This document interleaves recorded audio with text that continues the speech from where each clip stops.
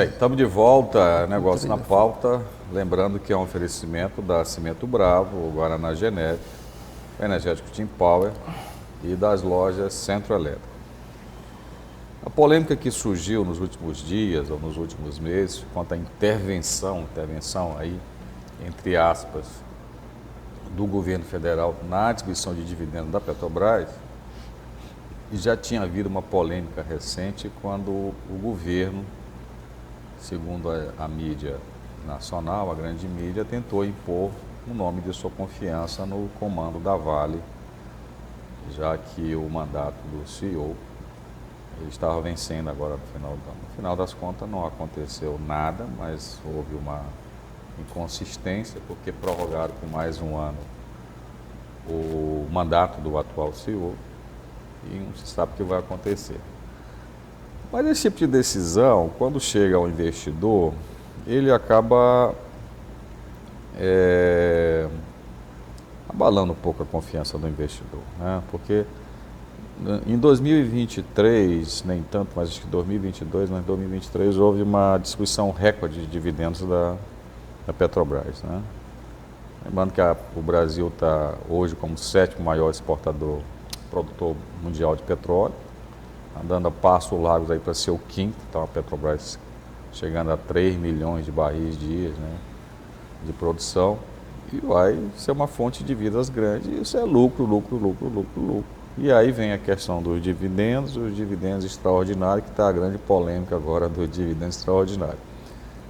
Os dividendos é que ela é obrigada por lei a empresa que está com capital cotado em bolsa a distribuir. Os dividendos extraordinários dependem de um regulamento ou estatuto da própria empresa ou da Assembleia de Acionistas. O que vocês acharam dessa polêmica toda? Olha, Arthur, foi uma polêmica desnecessária, porque, querendo ou não, até o dia 15 de março, as duas empresas, vamos dizer, a gente pode estar citando a Vale e a Petrobras juntas, perderam praticamente 86 bilhões de reais em valor de mercado. Bilhões, quer dizer, bilhões. É um dinheiro absurdo, né? Exato. Então, para o pequeno investidor, que ele vai estar lá com o seu dinheiro aplicado, e você tem uma queda de uma ação de Petrobras de 10% no dia... Ele já perdeu o capital, né? Hein? Ele já perdeu o capital. Exato, 10% no dia, meu amigo, isso aí, vamos dizer, e olha que é a empresa que mais circula dinheiro, que tem liquidação, e você tem praticamente um boato, certo? Dizendo se foi aprovado ou não isso, e você tem esse reflexo no mercado acionário local, e também teve reflexo na Bolsa lá nos Estados Unidos com as ADRs. Então, se a nossa maior empresa, a gente não tem uma segurança, certo?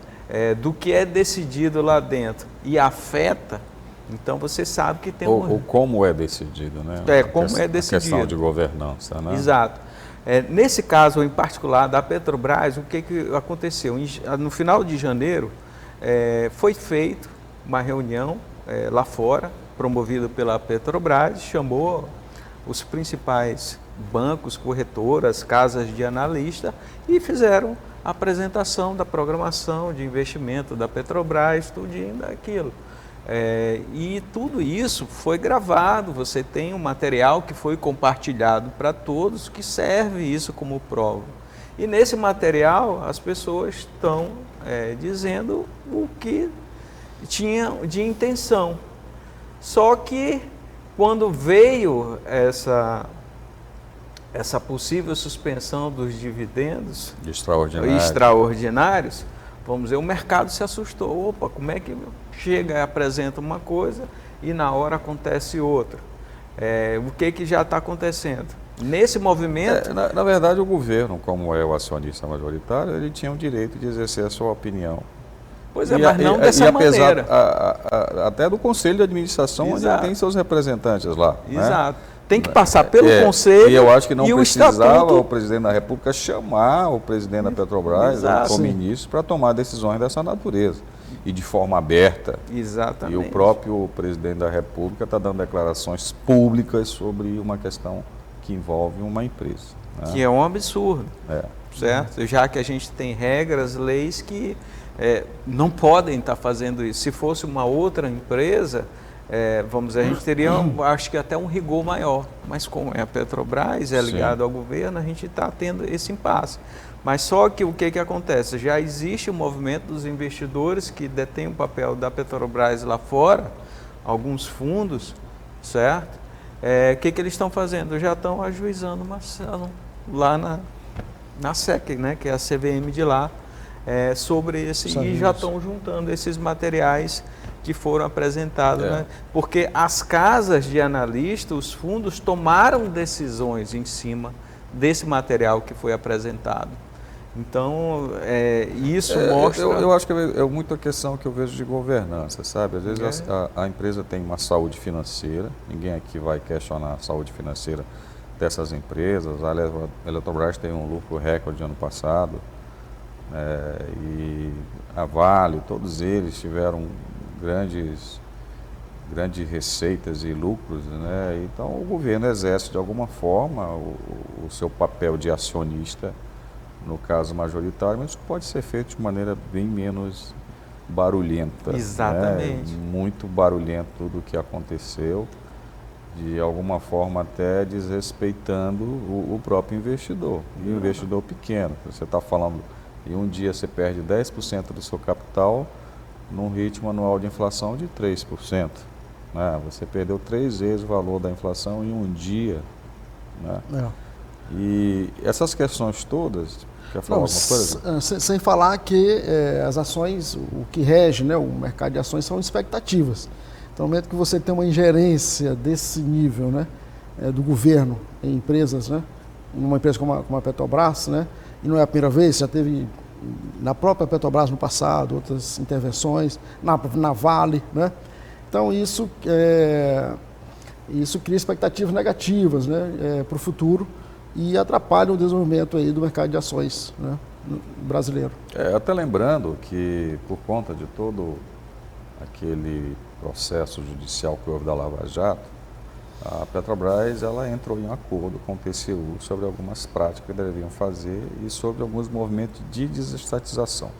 E aí que foi vendido a BR Distribuidora, várias refinarias começaram a entrar no processo de privatização, e parece que o governo sinaliza que isso vai inverter, né? Já estão falando em reestatizar a refinaria lá da Bahia, e investir mais uma montanha de dinheiro lá de Pernambuco, que é a Veolina. O que vocês acham de tudo isso? Se a gente olha na apresentação da Petrobras oficialmente, não tem isso. Não tem isso, Não tem isso. Então, o discurso acaba botando em jogo todo o planejamento de longo prazo de uma empresa, que ela mexe com bilhões e não são poucos. E aí você tem esse impacto no valor da ação, você tem um impacto na credibilidade de quem está liderando uma empresa dessa, certo? Então, é muito preocupante esse tipo de comportamento. E isso a gente acaba transparecendo para o restante do mundo, principalmente o investidor internacional, que a gente depende dele em todas as áreas, não só na bolsa, mas na parte de investimento, crédito, importação, exportação. Então isso aí atrapalha a credibilidade do país, e os investidores dessas empresas, os dirigentes dessas empresas, os donos, os acionistas, eles ficam preocupados, certo? Porque para você reverter uma imagem dessa negativa, não é da noite para o dia. Então leva um tempo. Então, e o investidor comum como nós, que é aquele que não está atento para essas particularidades, ele tem que ter um apoio de um fundo de investimento, onde tem um gestor, para que ele não sofra, porque ele tenha essa possibilidade de movimentar, sair, para ele não pegar um prejuízo maior. Então, são coisas que, vamos dizer, a gente tem que estar alertando que o mercado acionário ele é muito bom quando ele dá os resultados positivos, mas quando ele inverte, você tem que ter o limite da sua perda. Mas quando acontece esse tipo de interferência, de boato que acaba gerando isso, você acorda no dia seguinte com o valor do papel já abrindo menos 3, 4, não tem o que fazer, não tem história. Mas enfim, isso aí são ações que estão fora do controle, né, tanto das corretoras quanto das próprias empresas e do investidor. Isso. Aquilo que não está sob controle direto do governo, de alguma forma, está de alguma forma que impacta, né? Mas, por exemplo, nós tivemos agora os indicadores do mês de janeiro deste ano com um crescimento muito acima do que era esperado pelos analistas, né? Temos uma taxa de juros decrescente por conta da inflação decrescente, numa polêmica tremenda que houve em 2023, um embate do governo federal com o Banco Central, que já tem autonomia de decisões. Parece que o Banco Central estava certo, né? Porque o país acabou crescendo 2,9%. Enfim, e aí todos os indicadores macroeconômicos foram muito bons, saldo da balança comercial recorde, enfim, muita coisa. Então, vamos agora centrar no ambiente macroeconômico para esse ano, do ponto de vista do investidor de ações. O que vocês projetam para esse ano, dos indicadores macroeconômicos, o que vocês sugerem para quem está num momento de decidir sobre investimentos? Certo. Bom, eu vejo que, apesar, né, das dificuldades, como você citou, o Brasil está avançando, nosso PIB aí, eu acho que pode repetir ou ser até um pouco maior do que o do ano passado. Ficar aí. Você acredita que vai ser maior que o de 2023? Talvez, dependendo do agro, né? Se o agro voltar a ter aquele desempenho, né? Porque a indústria está melhor, né? O varejo também está dando sinais, né, de estar melhorando. Enfim, então, juntando aí os 3 setores principais, né, você pode ter um crescimento do PIB igual ou maior do que do ano passado, né? Mas isso são projeções, nós estamos em março ainda, né? Ano passado os analistas erraram muito, né? Erraram. Mas o agro acabou, né, surpreendendo e alavancou a economia. Bom, aí a taxa de juros, né, que se ela tende a cair realmente, se cair, aí você tem um ambiente favorável aos investimentos, em geral, né, e também na Bolsa de Valores, né? Então esse é um cenário assim, bem macro mesmo, né, em linhas gerais, que você pode ter, né, e otimista, né? Seria um cenário otimista. Mas para o investidor, principalmente o pequeno e médio investidor, o que você indicaria para esse ano era o investimento em renda variável mesmo, em bolsa? Olha, vamos falar assim, aplicações de riscos, teoricamente, né? Certo. Ou de maior risco, né? Uhum.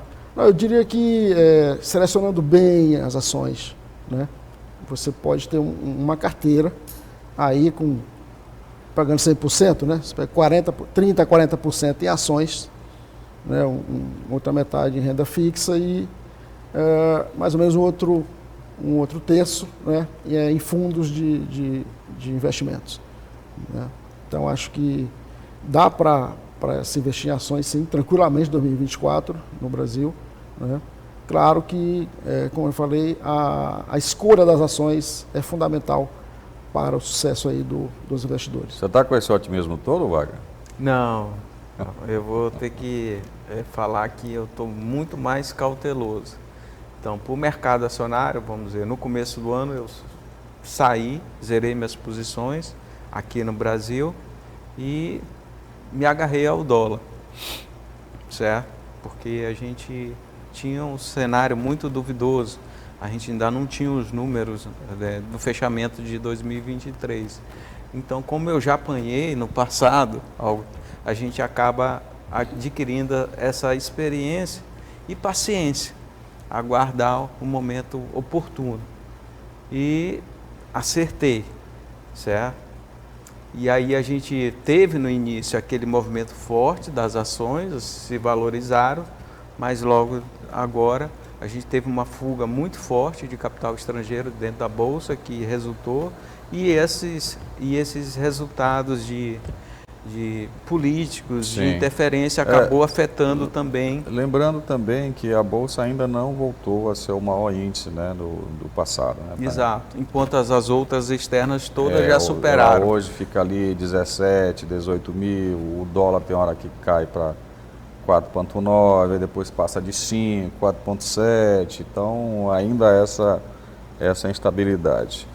Bem, a gente espera que tudo corra bem, que as previsões não tão otimistas para a economia brasileira esse ano, lembrando que ano passado não eram nada otimistas e acabou que foi um crescimento muito bom que o país teve, né, dentro das suas possibilidades. Aí há uma discussão dos especialistas, né, se o Brasil tem uma nova estrutura de economia, dadas as reformas que aconteceram nos últimos anos e os modelos de previsão não conseguiram acompanhar isso. A gente espera, né? Talvez ao final deste trimestre, vendo os resultados, né, de varejo e tudo mais, a gente consiga ser um pouco mais otimista do que nós estamos nesse momento. Lembrando que nos últimos dados do IBGE que foram divulgados, o Maranhão teve o maior crescimento aqui no Nordeste, o estado que mais cresceu, 3,7%, se eu não me engano. E todos os estados muito atrelados ao agro, por exemplo, Tocantins teve um crescimento extraordinário, Mato Grosso do Sul, Goiás e até o Maranhão, que já vem se destacando também. Na parte de exportação, né? Mas é a produção também, né? Produção também, a produção Bahia, Piauí, Tocantins, somado já é maior que a produção do Sudeste, que é uma coisa extraordinária, que ninguém pensava tudo isso, né? Então tem outros fatores. Ninguém vai dizer que isso é política de governo. Na verdade, é uma política de Estado que foi implantada há 40 anos atrás, quando foi criada a Embrapa, né, que criou uma tecnologia própria de produção agrícola no Brasil. Isso. O Brasil chegou a 300 milhões de produção agrícola, já domina 7 das mais importantes commodities agrícolas do mundo, já produz 10% dos alimentos que são produzidos no mundo, o suficiente para abastecer 900 milhões de pessoas, quer dizer, mais de 4 vezes a sua população. Isso tudo é política de Estado, são políticas de longo prazo, né? Que a gente estava falando aqui, ou você aposta no longo prazo, ou você vai ficar correndo atrás do próprio rabo. Eu queria agradecer aqui mais uma vez a presença do Wagner, com todo o seu conhecimento aí da economia, do setor financeiro. Obrigado, Wagner, mais uma vez por estar atendendo aqui. Eu que agradeço, Cabral, agradeço ao seu público e pode contar comigo nessas questões que envolvem o nosso setor produtivo, economia, mercado financeiro, que a gente está aqui sempre à disposição para esclarecer. Eu, Wagner, desde o ano passado a gente conversa para fazer um projeto junto, aí por vários motivos acabou não acontecendo, né, Wagner? Uma hora Mas vai sair. Vai sair. Júlio, obrigado aqui pela sua presença, obrigado aqui pelo exemplar aqui do seu livro, vou ler com atenção. Ok. Não consegui ler antes do programa, mas vou aprender um pouco mais sobre o mercado de ações. Ok, Gabriel, foi um prazer e me coloco à disposição para outras conversas, enfim, outros debates. Eu que agradeço. Obrigado. Bem, a gente fica por aqui, obrigado mais uma vez pela sua companhia. Lembrando que Negócio na Pauta tem um oferecimento do Guaraná Geneve, o energético Team Power, lojas Centro Elétrico e Cimento Bravo. Todos os nossos programas estão disponíveis nas nossas redes sociais, é só seguir Negócios na Pauta. Uma boa semana para você e até o nosso próximo encontro. Tchau.